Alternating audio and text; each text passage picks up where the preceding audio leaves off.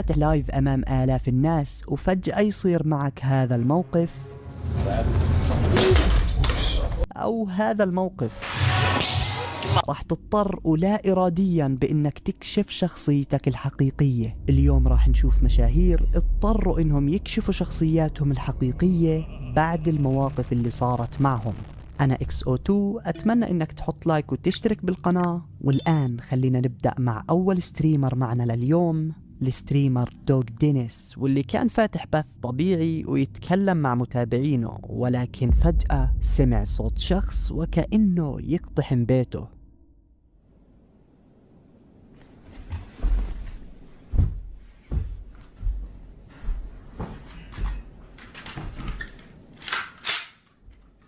استغربوا المشاهدين من ردة فعله السريعة وكأنه متعود على مثل هاي المواقف، واللي خلاهم يستغربوا أكثر إنه هذا السلاح مش سلاح غرضه فقط الدفاع عن النفس. غالبا هاي النوع من الأسلحة تكون مع الرابرز أو الناس المتورطة في أشياء كبيرة. حاول يمشي الموضوع إنه ما في شيء وكل إشي طبيعي وإنه هو ما يسوي هاي الأشياء.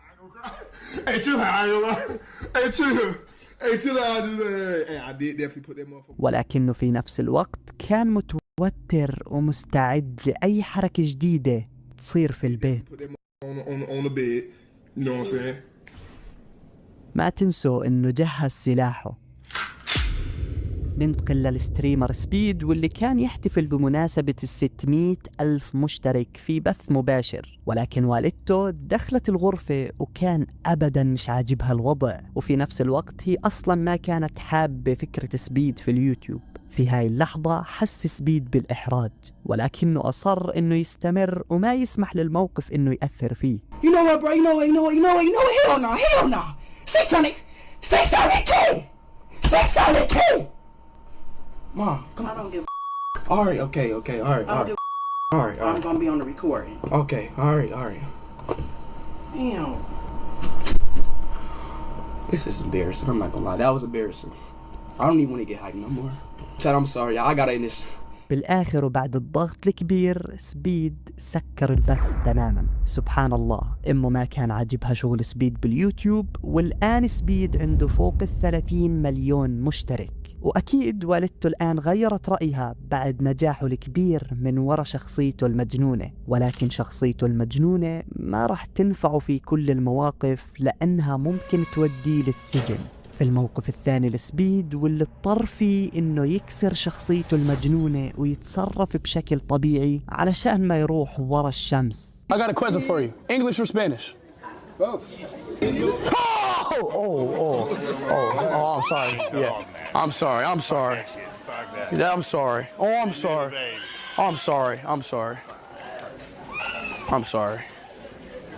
الأب هان صار يهزئ سبيد ويحكي له واضح إنك أمريكي، انصرف ارجع لبلدك، وحكاها في طريقة عنصرية ومستفزة. ولكن سبيد حاول يمسك نفسه لأنه عارف عقوبة الموقف اللي سواه.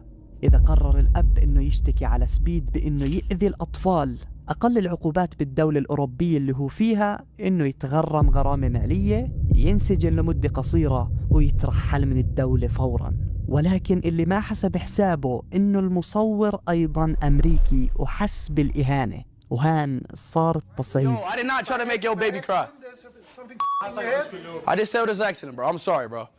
All right, bro? In America, you do your Yo, slow. وهان سبيد اضطر إنه يكشف شخصيته الحقيقية ويعتذر ويحاول يهدي الوضع بسرعة. Yo, chill, bro, because I didn't make the baby cry. I genuinely didn't try to make your baby cry, bro. From the bottom of my heart, bro. You hear me? Now watch out. وفعلا هدي الوضع وطلع سبيد وفريقه من المكان على طول. ولكن في الموقف اللي بعده ما كان لسبيد أي تحكم في شخصيته. هذا الموقف هو أكثر موقف محرج لسبيد، واللي ما تحمل من بعده أبدا، وشفنا فيه سبيد بشخصية مختلفة تماما. بس قبل لا نشوف سبيد لازم إني أشكركم. شكرا لكم جدا على كل الدعم اللي بتقدموه، وشكرا على دعمكم في آخر مرة أعلنت فيها لبرنامج لاجوفا. فاست. الشركة شكرتني على الدعم اللي أجاهم بفضل الله ثم بفضلكم، وحبوا يسووا معي إعلان للمرة الثانية، فما راح أطول عليكم كثير، خليني أحكي لكم عن برنامج لاجو فاست. إذا عندك مشاكل في البنج المرتفع والتقطيع في الألعاب، برنامج لاجو فاست هو الحل. وهذا مثال على البنج بدون لاجو فاست، وهان بعد استخدام لاجو فاست. وفي خيار رهيب يحسن لك ال FPS. وإذا بتواجه مشاكل التقطيع في برنامج الديسكورد، لاجو فاست عنده خيار بحل لك هاي المشاكل. تقدر تغير سيرفرك العادي لسيرفر أقرب وأحسن في جميع الألعاب والبرامج. طريقة تحميله جدا سهلة، اكتب على جوجل لاجو فاست وراح يطلع لك، أو حمله من الرابط الموجود في الوصف وجربه مجانا ليوم كامل. Alright, bro. Hey. Yeah, bro, back up. Hey. Hey.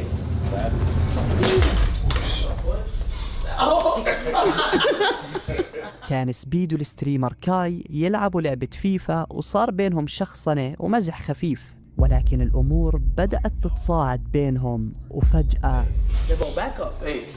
Hey.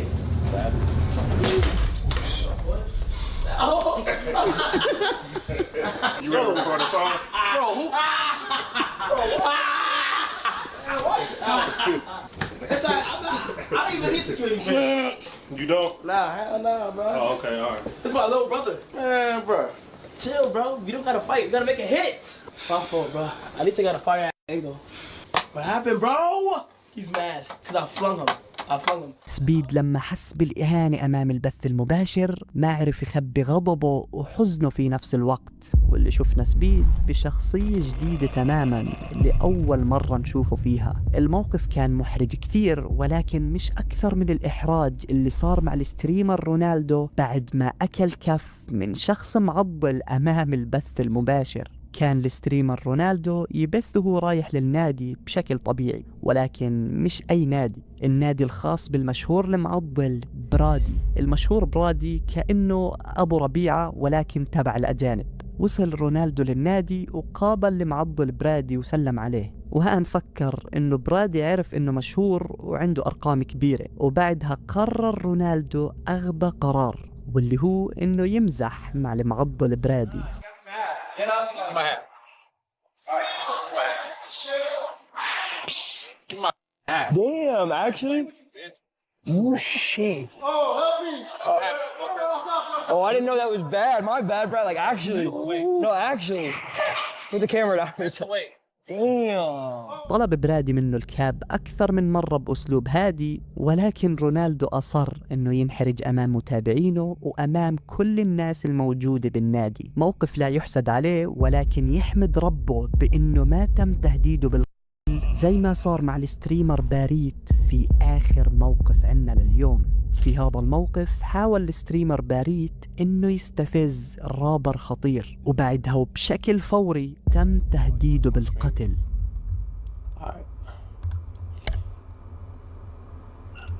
They could see me, they could hear me. Yeah. Everybody who on Perry Yeet screen, y'all pray for him. He might not make it to see New Year's, y'all. حاول الستريمر انه يعتذر عن الموقف اكثر من مرة، ولكن الرابرز ما في معهم مزح، واخذ الموقف بشكل جدي وهددوا بالقتل بدون تفكير امام البث المباشر، ولا سأل عن الشرطة ولا سأل عن الناس كلها، واللي بأكد لك انه رابر فعلا خطير. التهديد والقتل عندهم حرفيا زي السلام عليكم. They could hear me. Yeah. Everybody who on Perry Yeet screen, y'all pray for him. He might not make it to see New Year's, y'all. Yo, listen, Brody, I'm really sorry. Sorry, be safe next time, Brody. All right. Can you?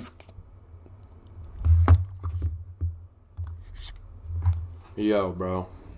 شكرا على المشاهدة، وإذا عجبك الفيديو ما تنسى اللايك وتشترك في القناة، وما تروحوا بعيد لأنه الفيديوهات الجاية نار.